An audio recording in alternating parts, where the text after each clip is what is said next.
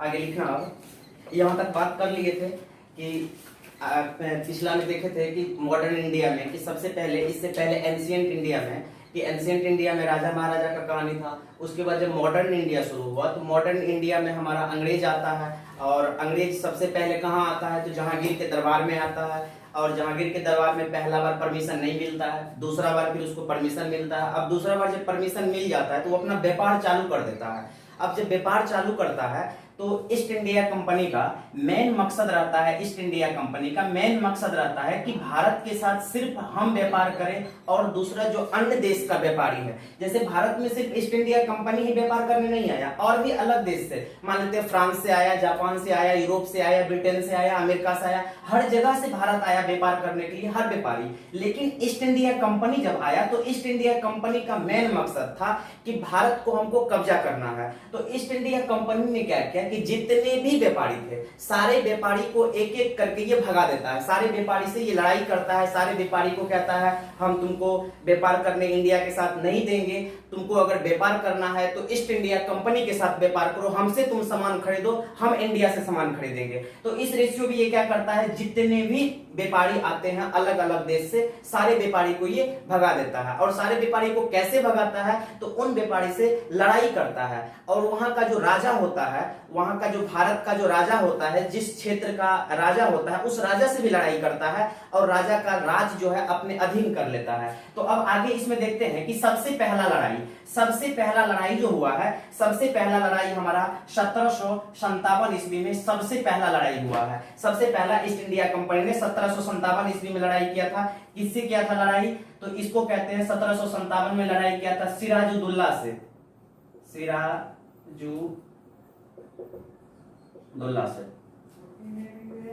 तो ये सबसे पहले सिराजुद्दौला से लड़ाई किया था एवं ईस्ट इंडिया कंपनी, सिराजुद्दौला। जिससे भी लड़ाई होगा यहाँ पे याद रखना, हम एक नाम लिखते हैं, दूसरा ईस्ट इंडिया कंपनी ही होगा कि ईस्ट इंडिया कंपनी लड़ाई करता है। सबसे पहला 1757 में लड़ाई करता है ये, और 1757 में जो लड़ाई करता है इसको हम प्लासी का लड़ाई कहते हैं, प्लासी का लड़ाई। क्वेश्चन पूछता है कि प्लासी का लड़ाई कब हुआ था, तो प्लासी का लड़ाई 1757 ईस्वी में हुआ था। किसके किसके बीच हुआ था, तो सिराजुद्दौला और ईस्ट इंडिया कंपनी के बीच हुआ था। दूसरा लड़ाई जो फिर होता है, तो दूसरा लड़ाई हमारा होता है 1759 ईस्वी में, ये होता है, इसका नाम है बेदरा का लड़ाई। ये किसके किसके बीच में होता है, तो बेदरा का लड़ाई होता है डच एवं ईस्ट इंडिया कंपनी। दूसरा तो सब लड़ाई करेगा ईस्ट इंडिया कंपनी है, सबके साथ ईस्ट इंडिया कंपनी लड़ाई करता है। तीसरा फिर लड़ाई होता है 1760 ईस्वी में, इसको कहते हैं वांडीवास का लड़ाई। ये किसके किसके बीच में होता है, तो फ्रांसिस एवं ईस्ट इंडिया कंपनी। उसके बाद फिर अगला लड़ाई होता है 1764 ईस्वी में, ये होता है बक्सर का लड़ाई।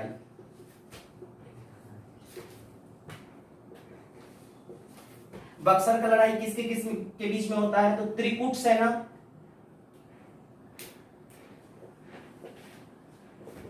सेना एवं ईस्ट इंडिया कंपनी के बीच में होता है। तो यहां से सबसे पहले यहां से देखो कि सबसे पहला लड़ाई याद करो कि सबसे पहला कब आया था east India company. East India Company का स्थापना हुआ था कब, तो 31 दिसंबर 1600 ईस्वी को ईस्ट इंडिया कंपनी का स्थापना होता है। और ये इंडिया कब पहुंचता है, तो सबसे पहले 1608 ईस्वी में ये इंडिया पहुंचता है, जिसमें इसको परमिशन नहीं मिलता है जहांगीर के द्वारा। दूसरा बार फिर 8 में पहुंचता है, 7 साल के बाद फिर 1615 ईस्वी में ये पहुंचता है ईस्ट इंडिया कंपनी, जब उसको परमिशन मिल जाता है। तो 1615 में परमिशन मिल गया, अब ये इंडिया चले आता है, परमिशन लिया, परमिशन लेने के बाद ये चले आया। अब यहाँ पे ये क्या करेगा, अपना राज स्थापित करना शुरू कर दिया, अपना जो बिजनेस है इसका बिजनेस करना शुरू कर दिया। तो बिजनेस करने के क्रम में ये सबसे पहला लड़ाई, अब जो लड़ाई करना शुरू किया है, अब जो इसको परमिशन मिला हुआ था जितना चीज का व्यापार करने का, ये एक्स्ट्रा व्यापार करने लगता है, या और भी व्यापारी को कहता है तुमको हम व्यापार करने नहीं देंगे, तो सबसे इसका झगड़ा होने लगता है। तो सबसे पहला लड़ाई ये करता है 1757 ईस्वी में, किसके बीच, तो सिराजुद्दौला कौन है, तो एक भारत का हमारा एक राजा है, उसके बीच में लड़ाई करता है। और इसमें जब भी जिसके साथ भी लड़ाई किया, याद रखना हमेशा ईस्ट इंडिया कंपनी की जीत हुई है। ईस्ट इंडिया कंपनी को कोई भी नहीं हरा पाया है, ना कोई व्यवसायी हरा पाया है, ना कोई राजा हरा पाया है। दूसरा लड़ाई फिर करता है 1759 ईस्वी में, जिसका नाम है बेदरा का लड़ाई, वो डच और ईस्ट इंडिया कंपनी के बीच में। फिर 1760 में वानडिवास का लड़ाई करता है फ्रांसिस और ईस्ट इंडिया कंपनी के बीच में। फिर 1764 ईस्वी में लड़ाई करता है त्रिकूट सेना और ईस्ट इंडिया कंपनी के बीच में। अब इसमें देखते हैं कि त्रिकूट सेना क्या है हमारा।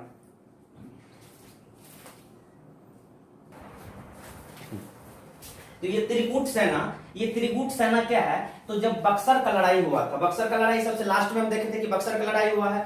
बक्सर के लड़ाई के बाद जब देखा गया कि ईस्ट इंडिया कंपनी सबके साथ जीत जाता है, मतलब कोई एक आदमी अकेले, पहले हमारा हिंदुस्तान कैसा था, तो हिंदुस्तान सब सेपरेट था। जैसे मान लेते हैं यहाँ का एक राजा है, यहाँ का अलग है, फिर दूसरे जिला है वहां का अलग है, तीसरा जगह है वहां का अलग, सब राजा अलग अलग था। तो उसको हराना ईस्ट इंडिया कंपनी को आसान हो गया था। तो अब सब सोचा कि कुछ ऐसा काम करें कि दो तीन राजा एक साथ अगर मिल जाएंगे, सबका सैनिक एक साथ मिल जाएगा, तो हम लोग क्या कर सकते हैं, हम लोग इसको हरा सकते हैं, ईस्ट इंडिया कंपनी को हरा सकते हैं। तो तीन सेना एक साथ मिलता है, तीन सेना मतलब तीन राजा का सेना एक साथ मिलता है, कहता है अब हम जो है ईस्ट इंडिया कंपनी के साथ लड़ाई करेंगे, उसको हराएंगे, उसको यहां से भगाएंगे। तो उसी का नाम त्रिकूट सेना पड़ा है कि त्रिकूट सेना के साथ लड़ाई होता है। इसमें त्रिकूट सेना में किसका किसका रहता है, किसका किसका सेना रहता है, वो सेना लिखो किसका किसका सेना है। इसमें हमारा सेना रहता है शाह आलम द्वितीय, शाह आलम द्वितीय का सेना रहता है। उसके बाद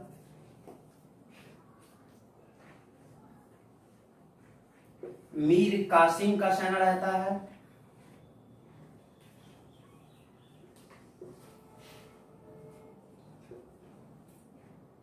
सुजाउद्दौला का सेना रहता है। तीन का सेना रहता है। शाह आलम द्वितीय एक राजा थे, उसका सेना रहता है। मीर कासिम, ये मीर कासिम कौन है, तो ये बंगाल का राजा है, बंगाल का राजा है। औपदस्थ,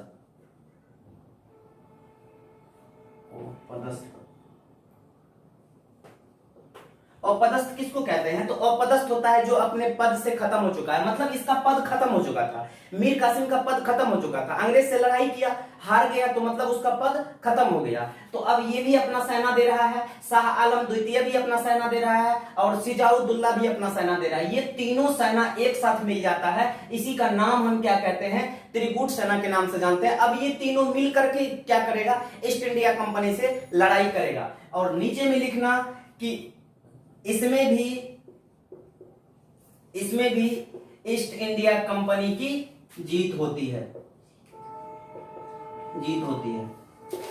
अब तीनों का तीनों सेना मिल गया, तीन राजा का सेना मिल गया, लेकिन फिर भी उससे कोई फायदा नहीं हुआ, फिर भी इसको जो है ईस्ट इंडिया कंपनी ने हरा दिया। बात दरअसल है कि ईस्ट इंडिया कंपनी बहुत ज्यादा ताकतवर था, उसके पास मॉडर्न हथियार था, उसके पास ढेर सारा फोर्सेस था, आर्मी था, इसलिए वो किसी को जीतने के लिए नहीं दे रहा था। सारा राजा उसके सामने अपना हथियार रख देता था, हार जाता था।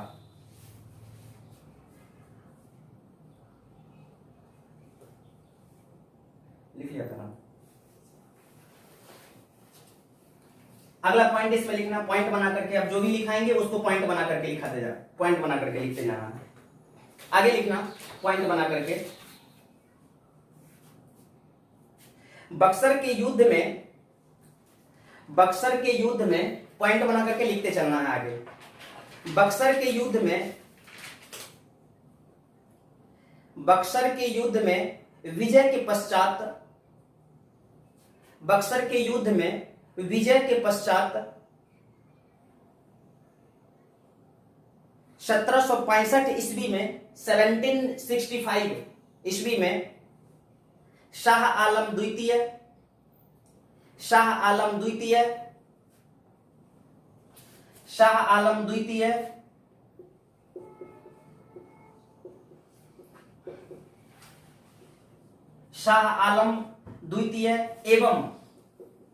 एवं क्लाइव शाह आलम द्वितीय एवं क्लाइव के बीच इलाहाबाद संधि हुआ। शाह आलम द्वितीय एवं क्लाइव के बीच इलाहाबाद संधि हुआ। डेट याद रखना है कि इलाहाबाद संधि कब हुआ, तो 1765 ईस्वी में, 1765 ईस्वी में इलाहाबाद संधि हुआ था। किसके किसके बीच? शाह आलम द्वितीय एवं क्लाइव के बीच इलाहाबाद संधि हुआ था। अगला पॉइंट लिखना है, इलाहाबाद संधि के तहत, इलाहाबाद संधि के तहत, इलाहाबाद संधि के तहत इलाहाबाद संधि के तहत ईस्ट इंडिया कंपनी को बंगाल,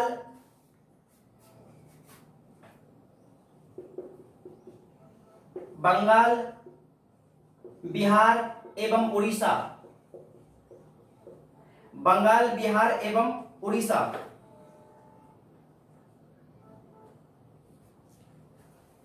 बंगाल, बिहार एवं उड़ीसा से राजस्व वसूलने का अधिकार मिला।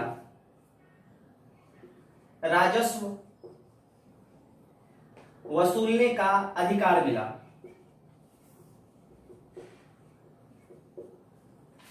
ये इलाहाबाद संधि क्या है, इसको समझो कि इलाहाबाद संधि है एक, जैसे हम लोग कहते हैं कि एक एग्रीमेंट बनता है, तो वहां पे एक एग्रीमेंट बना था कि एग्रीमेंट में ये बात कहा गया था कि इलाहाबाद का संधि शाह आलम द्वितीय और क्लाइव के बीच बना था।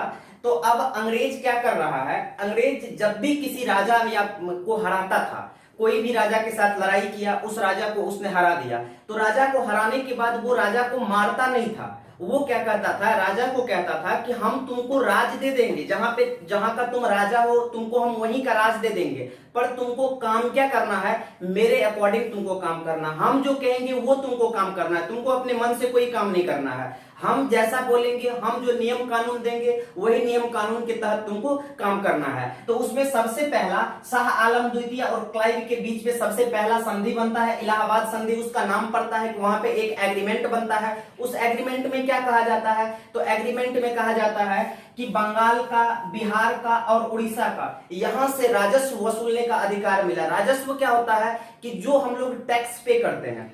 तो अब अंग्रेज कहता है कि तुम बिहार, बंगाल, बिहार और उड़ीसा से जितना भी टैक्स आएगा वो टैक्स वसूलने का काम किया जाएगा। और सबसे पहला जो हमारा अंग्रेज लोग टैक्स वसूलना शुरू किया है, तो यहीं से टैक्स वसूलना शुरू किया है, क्योंकि याद रखना है कि अंग्रेज जो सबसे पहले आता है तो हमारा इस साइड बंगाल साइड से वो इंटर करता है, वो आता है कलकत्ता, वो हुगली नदी के माध्यम से आता है, कलकत्ता में अपना स्थापित करता है वो, और वहां से कलकत्ता कहने का मतलब बंगाल, बंगाल के नजदीक में हमारा बिहार है और बंगाल के नजदीक में ही हमारा उड़ीसा है। तो इन दोनों जगह पे सबसे पहले वो क्या करता है, अपना स्थापित करता है, और वहां से स्थापित करने के बाद ये सबसे पहला अपना इलाहाबाद का संधि बनाता है, और वहां से बिहार, बंगाल और उड़ीसा में क्या करता है, राजस्व वसूलना शुरू कर देता है। मतलब टैक्स लेना, वहां की जनता से टैक्स लेना, वहां के किसान से टैक्स लेना, या वहां पे जो कोई भी आदमी है इन राज्य में, इनसे वो टैक्स लेने का काम शुरू कर देता है।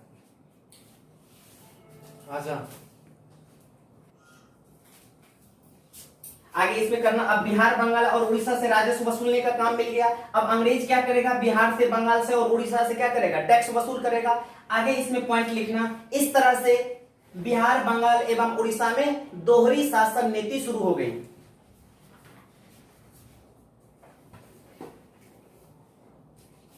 दोहरी शासन नीति शुरू हो गई।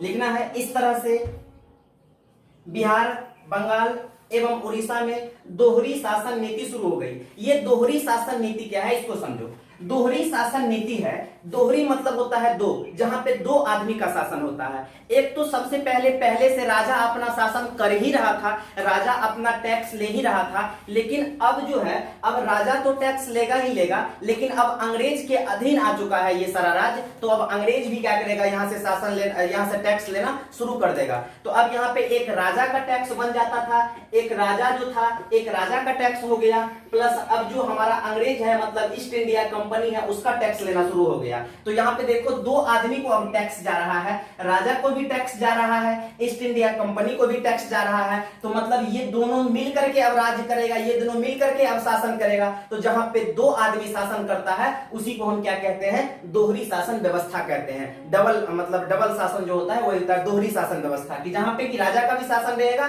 और ईस्ट इंडिया कंपनी का भी शासन रहेगा। तो क्वेश्चन पूछा जाएगा कि सबसे पहला राज्य कौन सा है जहां पे दोहरी शासन नीति शुरू होती है। तो सबसे पहला राज्य जो तुम्हारा है बंगाल है, बिहार है और उड़ीसा है, जहां पे क्या होता है, दोहरी शासन व्यवस्था शुरू हो जाती है। और इलाहाबाद संधि, इससे पहले देखे थे कि इलाहाबाद संधि में ये बात कह दिया गया था कि यहां से राजस्व वसूल करेगा। कौन वसूल करेगा, तो ईस्ट इंडिया कंपनी का ये सारा का सारा राजस्व जाएगा। पहले से राजा था तो राजा तो वसूल कर ही रहा था, राजा को तो सब आदमी टैक्स दे ही रहा था, लेकिन अब ईस्ट इंडिया कंपनी वहां पे उन सब राजस्व से जीत हासिल कर लिया है। तो अब ईस्ट इंडिया कंपनी को भी देना पड़ेगा, साथ साथ राजा को भी देना पड़ेगा। तो वहां पे अब इस सारे जो राज्य है, इन सारे राज्य में क्या हो गया है, दोहरी शासन व्यवस्था शुरू हो गई है।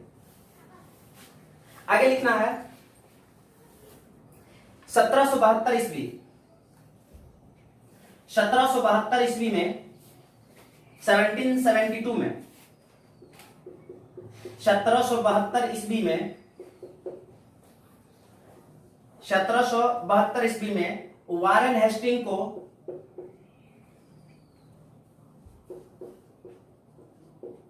1772 ईस्वी में वारेन हेस्टिंग को बंगाल का गवर्नर बना दिया गया।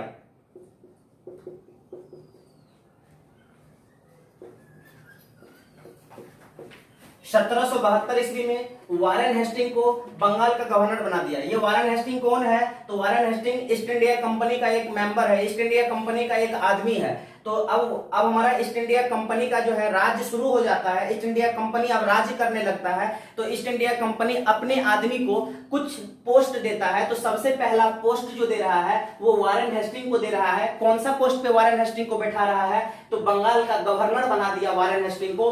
कब, 1772 ईस्वी में।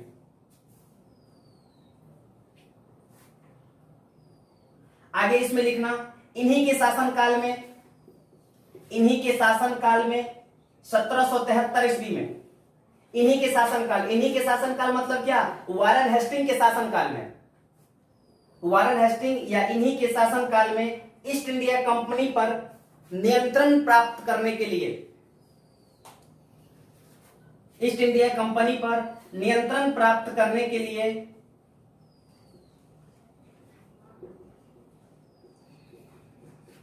इन्हीं के शासनकाल में मतलब 1773 ईस्वी में ईस्ट इंडिया कंपनी पर नियंत्रण स्थापित करने के लिए, नियंत्रण मतलब क्या, कि हमारा सब कुछ सही ढंग से चले, तो उनके शासनकाल में नियंत्रण स्थापित करने के लिए एक एक्ट पारित करके आता है। मतलब कि महारानी के द्वारा, एलिजाबेथ के द्वारा एक एक्ट बना करके भेजा जाता है, एक कानून बना करके भेजा जाता है। क्योंकि अब ईस्ट इंडिया कंपनी क्या कर लिया है, ईस्ट इंडिया कंपनी राज करना शुरू कर दिया है। और किसी भी जगह पे कोई राज्य करेगा तो राज्य करने के लिए वहां पे कुछ कानून होना चाहिए, कुछ नियम होना चाहिए, तभी वहां पे काम होगा। तो सबसे पहला जो नियम बन करके आता है वो हमारा रेगुलेटिंग एक्ट कहा जाता है। उसको रेगुलेटिंग एक्ट वहां से आया है, एलिजाबेथ के द्वारा, महारानी के द्वारा भेजा गया है। ये रेगुलेटिंग एक्ट 1773 ईस्वी में बन के आता है। इस एक्ट में ढेर सारी बातें लिखी हुई है कि आपको कैसे चलाना है, किसको कौन सा पद देना है, किससे कैसे टैक्स लेना है, वो सारा बात का जिक्र किया हुआ है किसमें, रेगुलेटिंग एक्ट में। तो क्वेश्चन पूछा जाएगा कि रेगुलेटिंग एक्ट कब आया, 1773 ईस्वी में आया। रेगुलेटिंग एक्ट जिस समय आया था उस समय बिहार का गवर्नर कौन था, तो वारेन हेस्टिंग था बिहार का गवर्नर। और तो ये सब क्वेश्चन हमारा इंपॉर्टेंट है, ये सब क्वेश्चन हर एग्जाम में कभी ना कभी पूछ देता है, घुमा फिरा करके इसमें से कोई भी क्वेश्चन पूछ देगा। तो हमको याद रखना है 1773 में रेगुलेटिंग एक्ट आया था। उस समय जिस समय रेगुलेटिंग एक्ट आया था उस समय वारेन हेस्टिंग का शासनकाल था। वारेन हेस्टिंग हमारा गवर्नर था बंगाल का। और वारेन हेस्टिंग कब बना था गवर्नर, तो 1772 ईस्वी में वारेन हेस्टिंग गवर्नर बना था। अब हम लोग इसमें थोड़ा सा और पॉइंट देखेंगे। अब रेगुलेटिंग एक्ट का बात हुआ है कि रेगुलेटिंग एक्ट आता है बन के महारानी के द्वारा। रेगुलेटिंग एक्ट मतलब नियम कानून बना करके भेजा जाता है। इन रेगुलेटिंग एक्ट में क्या सब है, क्या सब महारानी लिख करके भेजी है, तो इस पॉइंट को आगे देखेंगे।